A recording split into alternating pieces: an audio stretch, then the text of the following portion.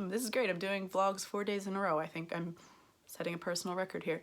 So, as you can see, I'm much more put together today because that's not true. I just have very heavy, you can't even see it on the camera. I have very heavy makeup on for doing photo shoot for this. Look, it's done. I'm so excited. I'll put in some of the official photos because obviously this is like dark nighttime lighting, but here it is on my mannequin. This is a shawl, the shawl I've been working on, and it still needs a name. I'm not really sure what to name it, but look how pretty. I am so happy with how this came out. You could wear it like a scarf. It is 16 inches deep in the back and 86 inches in the wingspan. So it's like very big and dramatic, but it still only used 2 1/4 skeins of the Sugar Plum Circus Merino. And I'm thinking I might do a second sample and just cut out maybe like 2 inches of the rose back there and see if I can get it down to just 2 skeins of yarn, just for the heck of it. But I am in love with how this turned out. I love the shape of it. I love the lace. I really love the lace. This is maybe my second crochet lace design ever. The first one is that silver yoke sweater that hasn't actually been published yet. So publishing this will be my first crochet lace design, and I'm really excited about it. Yeah, I just super duper love it. It's a big, long crescent. It's like a very subtle crescent. So you can see it's deeper here, and it gets narrower and narrower and narrower, and it's got a little bit of a wing on the edge here, and I just am super in love with how it came out. You could also wear it. This is why it's nice to have a mannequin, because I can drape something. I feel like it would be super beautiful as a drape over, let me center that, as a drape over like a cocktail dress.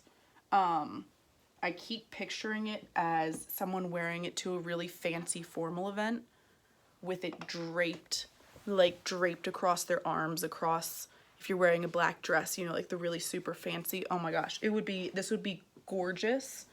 And I don't know if you can see here. Let me look how long that is. It's almost touching the floor. And my mannequin, I'm 5'5" and I'm sitting on a chair. So this is like just gorgeous and dramatic, and I love it. And you'll see in the pictures that, or maybe even the video that I'm gonna post, it's this bright, saturated maraschino cherry red, and it's like Christmas red. It's perfect for winter, when it's dark, when it's cloudy, when it's gray, and you just want this beautiful, like bright, you want a bright accessory, a pop of color. It's gorgeous. So I finished this yesterday. I blocked it.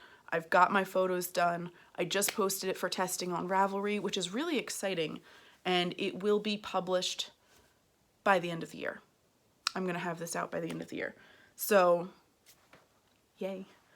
I did not get any more work done on Smriti, but I wanted to show you, I realized I haven't shown before, I've been working on a scrappy Tunisian project. And this was inspired by, so there's a blanket called Northeasterly by, shoot, Melissa, she's Skananigans on Instagram. I'll see if I can link her in the video thing. And she did a garter stitch chevron one with chevrons next to each other. And I saw a friend of mine doing something similar in Tunisian crochet, and I thought that would be a really snazzy way to do a cowl, right? So you take your scrappy, I am using one of my mega cakes. So what I did is I took all of my scrappy sock yarn, like my mini skeins, my leftovers, all of that, and I just wound them into a giant cake on my yarn winder. So I am now pulling from the inside and the outside, and it's really cool because the colors, they just transition. Well, this is a really long stretch of it, but they just transition as I run out of each color of yarn. So it's just a really neat look. It kind of has that, I don't even want to call it faded because it's not like faded. It's really cool looking. So, my plan is for this to be a nice big cozy cowl. Maybe I'm starting the second layer of them like this. I'm planning for it maybe to be like 4 or 5 layers, so it'll be like just this really big, thick, squishy cowl. And that may or may not become a pattern that I publish. Who knows? But there you have it. Tunisian scrappy cowl thing. And people ask which Tunisian hooks I like, and maybe I will pull that out for tomorrow. Right now I am using the Chaogu interchangeable ones, and I really enjoy them. I like the interchangeable system. It makes sense. I like it better than having a whole bunch of long Tunisian hooks with the long cables, because sometimes you need a long cable, sometimes you need a short one, sometimes you just need a regular crochet hook. And you could do this with a regular crochet hook, like not a Tunisian one. The only difference is that this one does not, Tunisian hooks don't have a thumb grip on them. So it's smoother to put all the stitches across. Otherwise, if you're using a regular crochet hook, you'd have that bump, like the divot for where you would hold your thumb. So, ta-da, shawl is done. Photos, videos, huzzah! See you tomorrow. Bye. So this is life when you are a designer.